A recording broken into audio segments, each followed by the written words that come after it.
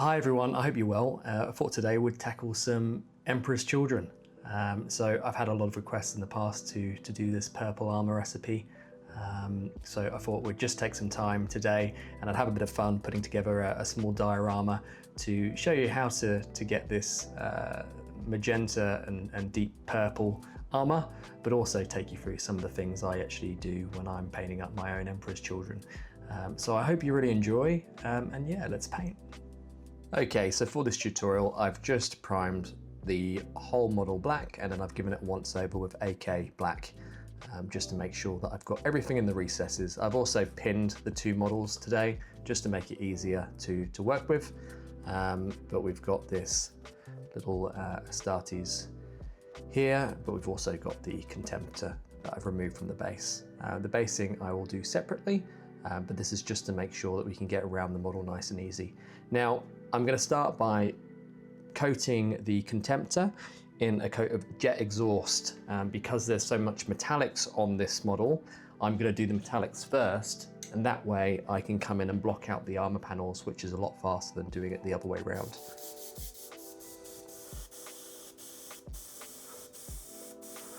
Okay, and with the metallics blocked in, I'm then going to come in with AK Dark Prussian Blue and start blocking out all the armor panels. And just taking your time not to hit any of the previous layers of the metallics that we've just applied.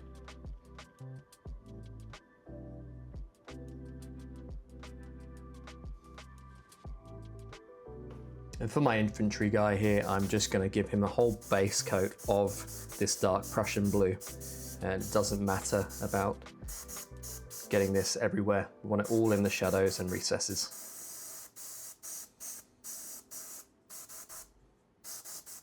Okay, so we've now got that base coat applied with the dark Prussian blue on both miniatures, and we're going to start the main armor color. So for our line infantry, we're just going to be hitting directly above with Vallejo Royal Purple. So we're going to do an all-over zenithal of this color, making sure to leave that dark Prussian blue in the recesses.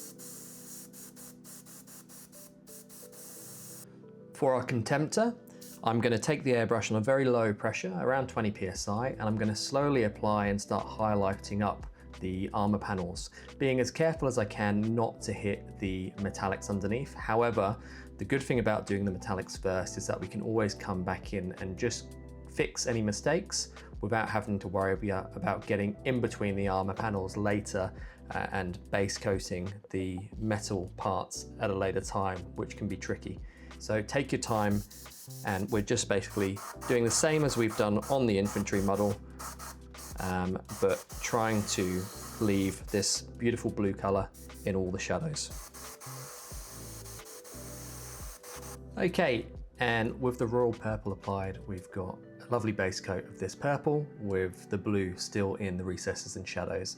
And as I said, it doesn't matter too much around getting some of this on the metallics, because the cleanup stage will now be a lot easier later.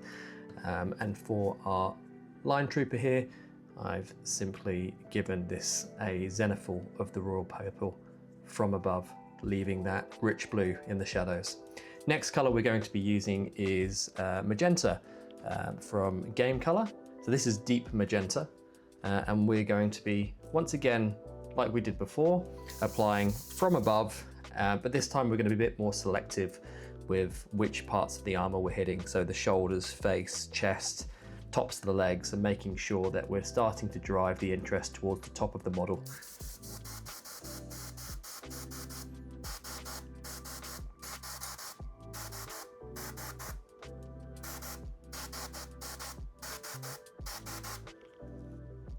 Okay, and for the Contemptor, I'm doing the same thing, just making sure that I'm a little bit more intentional with where I'm placing these highlights now. Drawing special attention to the face.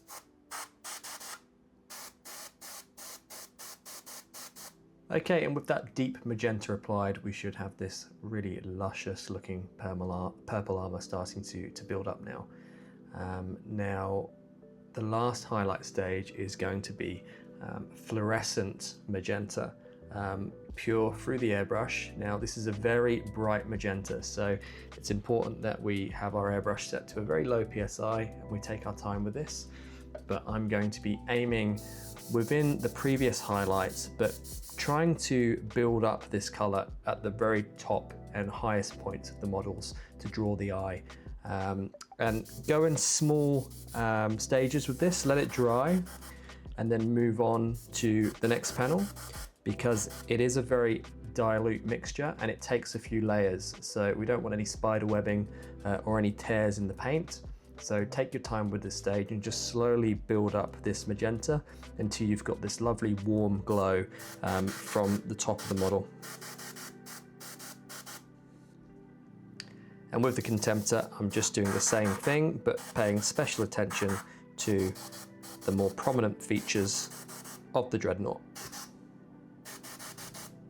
Okay, and with the Fluorescent Magenta applied, you can now see how much warmth that has brought into the armor. Now this is going to be dulled down with some oils, and we are going to do a bit of weathering, but I hope you agree, this base color for the armor is just fantastic. Purple and magenta are just such great colors to work with. But moving on to the next step, we're going to be using a bit of dark sea blue, and I'm going to use a dark blue for chipping just because it contrasts nicely with the purple armor, and it's going to show through ever so slightly under the oil filter that we're going to do later.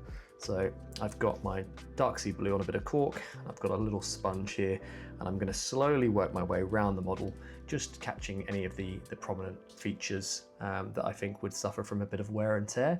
But I want these to be fairly clean, so I don't want to go crazy.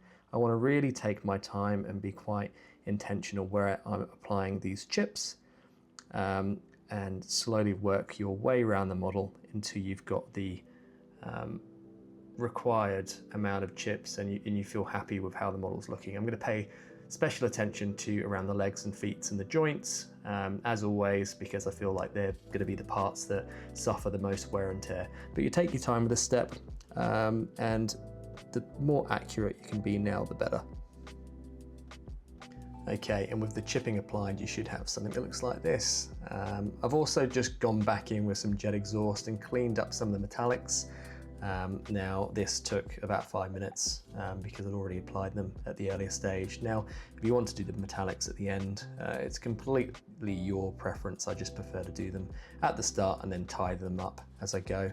I've also just blocked out the fingers, the little cables from the back of the glove, and his swords, but I'm going to black out details after I've done the oil stage. So all I'm going to do now is gloss varnish the whole model, and then I'm going to prepare the oils that we're going to use for the filter. Okay, and with the models gloss varnished, I mean, quite honestly, they look fantastic. It really brings out the richness in the magenta, and I just love how they look. So I thought I'd just take a second to show you this in case you wanted to use a gloss, or you were thinking about using a matte to finish your model. You may want to reconsider, because this finish is just fantastic. Here's our standalone chappy too.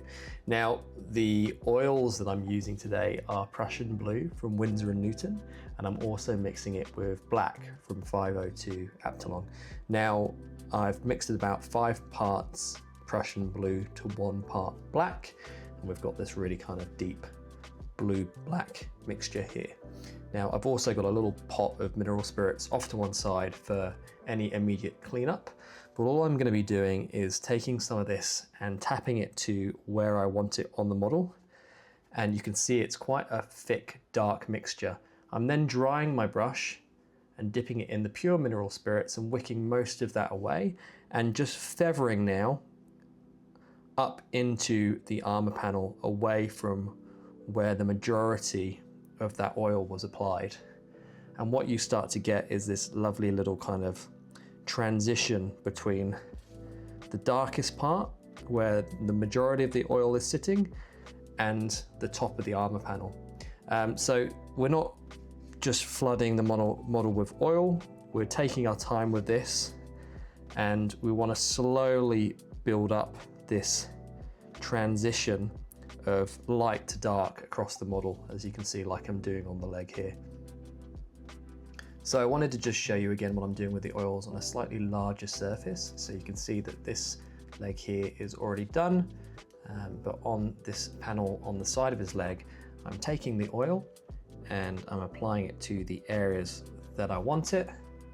I'm then wicking off my brush in clean mineral spirits and then pretty much drying the brush out and simply feathering in the gap to create this transition from the richest blue through to the magenta. And what this does is it builds this lovely gradient, but it also allows that magenta to shine through in the middle where you want it. Okay, so I've gone away for about an hour and let this oil dry, come back, and it's still a little wet in some places, but the majority of it has now dried completely. So while it's still got a little bit of play, I'm just going to take a cotton bud. These little makeup sponges are great because they don't leave any of that kind of debris from the cotton bud and bits of lint and things on the model. And I'm just going to go and just clean up the highest points where I want to make sure don't have anything that's going to stop that magenta from shining through. So the face, for example, is the main place for me. Fingers, top of the power fist, maybe a little bit of the backpack and lower leg as well. I'm also going to do the same for the Contemptor. So I'm going to take the majority of the oil off his forehead and around his face, just so we can bring that attention back to those areas which we want to draw focus. At this stage, all I'm now going to do is block out a few elements with black. So just the little studs on the pauldron there, the band on his chest, and a couple of the other elements that I'm going to paint in metallics in the next step. Okay, and with those parts of the models blacked in, I'm going to do the coils on the backpack and also the exhaust on the back of the Contemptor with weapon bronze from Army Painter. So just want to make sure we take our time and don't get this anywhere that we don't want it. And the only difference with the weapons bronze on the Contemptor is I'm going to apply a thin layer of Hive Dweller purple to the exhausts, just to give the illusion that there's kind of tarnished, burnt metal on these exhaust vents. For the power sword and the vents on the backpack, I'm simply using Jet Exhaust just to go back over these and block these out.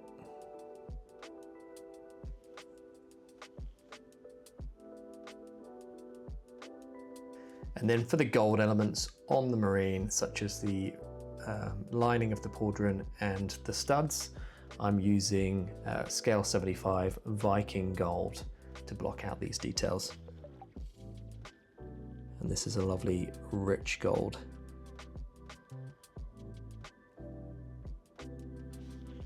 And then the last stage, before we gloss varnish the model for decals, we're just going to wash the metallics. So I'm using burnt umber and black, just mixed in my palette here, about 5:1 burnt umber to black, and just using this mix to go over all the metallics and shading down those recesses and bringing a little bit of dirt and grime into those two.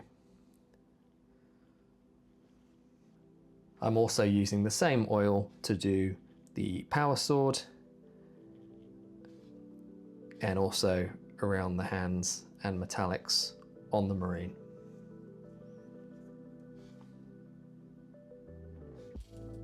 For the Contemptor, as well as adding this oil to the metallics, I'm also going around and just putting a little bit into the recesses and around the rivets of the Contemptor, just to show a little bit more wear and tear. So I've gone away for about an hour and let those oils dry, and they're still a bit wet and damp in the recesses, but for the most part they're dry on the upper surfaces. So I'm going to take a makeup sponge now, and I'm just going to go over the tops of the metallics just to take off any residual oil that's sitting on the flatter panels to make sure that we're leaving it predominantly and only in the recesses of the model.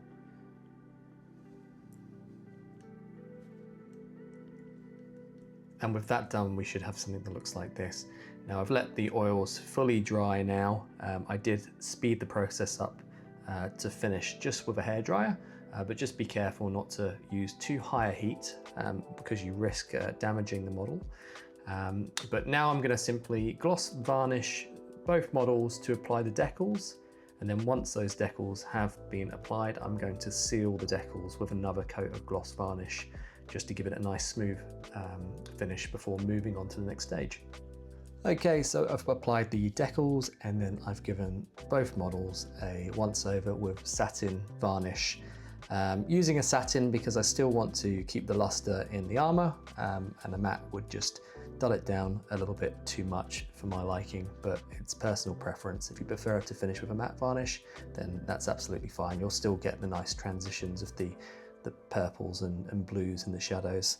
I'm just going to take a little bit of Mithril on my dry brush now, and I'm just going to re-establish a bit of shine back into the weapons. So I'm just going to buff the edges of all the weapons, including the claws here, just to bring back a little bit of shine. And for the blade on the Marine, I'm just going to take a bit of Mithril on my brush and just give it a quick highlight, hitting the tops of the blade predominantly.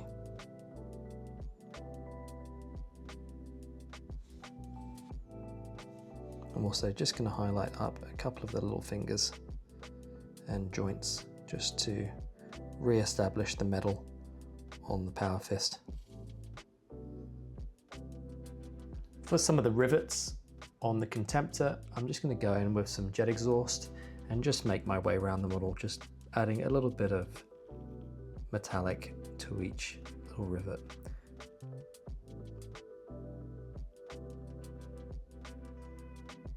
Okay, and for the eye lenses, I'm just blocking out the lens with white.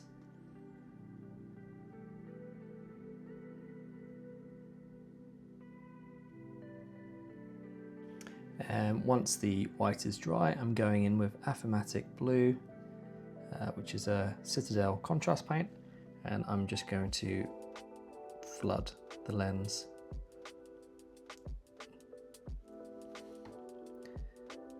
And it gives a lovely, subtle, bright blue glow without it being too overpowering.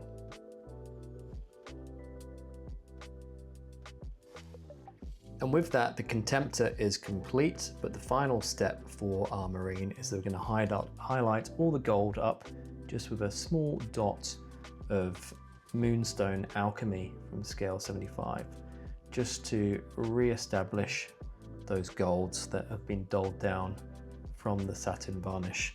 So I'm just kind of hitting just the tops of all the gold elements just to bring back in that shine, as these are the pretty boys of 30k after all.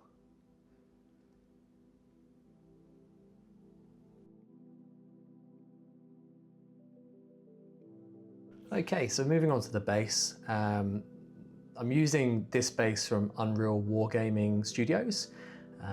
They're a fantastic company that do these amazing resin bases.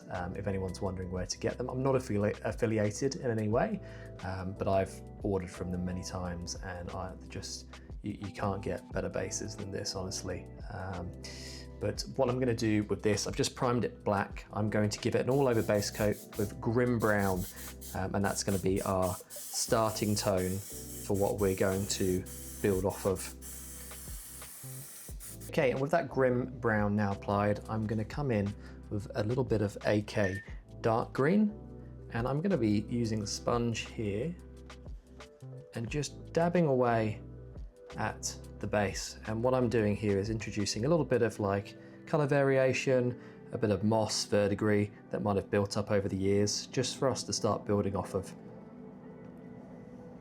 Now once I've got this kind of mottled result, I'm going to come in with AK Dark Grey, and I'm going to give the whole base quite a heavy dry brush of this dark grey, making sure to get into all the little nooks and crannies.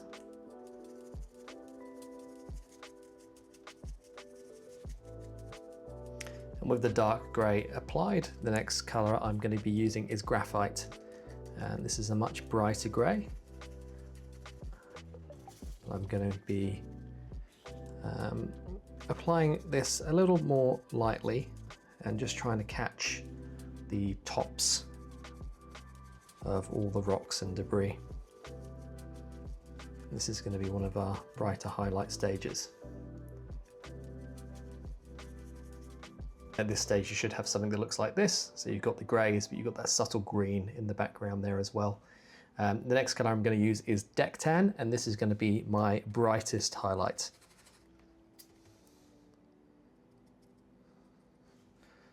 So we don't want too much on the dry brush at all at this stage.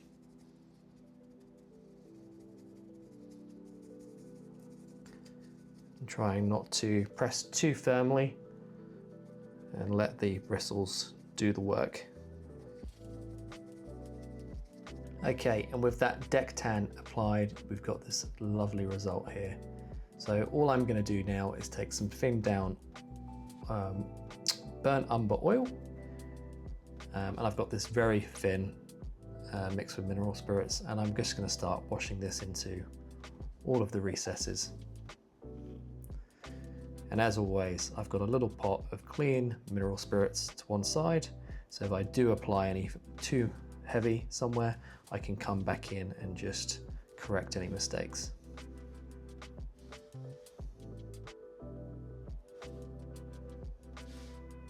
Take your time and just enjoy this process.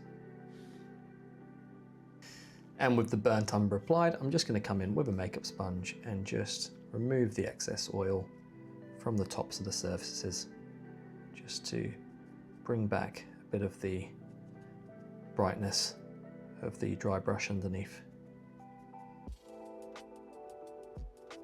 All right, and with the oils applied and I've left those to dry, I'm now going to be using a product called Dirty Down Moss. Now, the best bit of advice I can use for this is it's got a little ball inside that you need to shake vigorously for this stuff to work properly. When you think you've shaken it enough, shake it some more, has been my experience, because it becomes very thick and gloopy in the bottom if you haven't used it for some time. So make sure that you give this a real solid shake. And I've just got some white spirit off to one side, just in case I need to dilute this in any way. But I'm just going to be touching this into some of the creases just to introduce a bit of a moss effect and a build-up of kind of lichen over the rocks and things in certain areas. And this will dry in kind of the way of like a pigment, in a very matte moss looking tone, and it's a real fantastic product for basing. The reason I want to use a bit of green in this base is because it contrasts really nicely with the purple armor. So I'm trying to introduce a little bit of color theory to this base to make sure that it suits the Emperor's children that we're going to put onto them, and it helps them stand out even more than they already do in that armor. Okay, and with the Dirty Down Moss applied, you'll have something that looks like this. And this moss is just fantastic. And as it dries, it becomes more and more natural, and you get these different hues of like a dark green through to a light green. Such a great product if you're able to pick it up. All I'm going to do now is just apply some burnt umber pigments in and around the base, just to add another layer of interest, but I don't want to overdo this. I just want to add a little bit of variation in and around the rubble, which really helps kind of just bring it to life a little bit.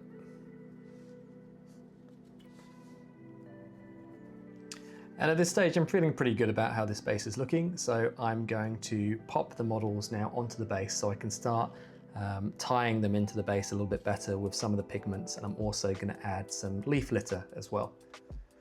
Okay, and with the miniatures based, they are complete. I had a lot of fun doing this. This is the first time I've really done any kind of diorama, but this was a lot of fun. I've just added some leaf litter, which is autumn leaf litter by Green Stuff World, to the base. I've also put some on the shoulders and things to make it seem like the leaves are freshly falling. Did a little banner at the back, not too technical. It's a decal that I've just washed with oil and put a bit of verdigris on the gold of the top of the banner there. I've also added a little bit of verdigris oil to some of the gold elements. And I know that verdigris doesn't affect steel, but I've just gone rule of cool and added a bit some other places too. But look, the armor recipe is super simple, really easy to execute on a large force quickly. With everything that I do, I try and paint to a tabletop plus standard, but I know that a lot of people have asked for this recipe to my Emperor's Children in the past, so I hope today this helped. Thank you for your patience, and I hope you learned something. Let me know what you think of this diorama down in the comments, and also about this armor recipe. If you did want to go brighter, I would say use a gloss varnish to bring out that richness of the magentas, but otherwise, you know, this is a satin finish and I think it looks great as well. Thank you so much for those that have already started to support me on Patreon. It means the world. I really appreciate the support, and it allows me to do more things like this. I can't thank you enough. But I hope you enjoyed the video today, and I look forward to seeing you all in the next one.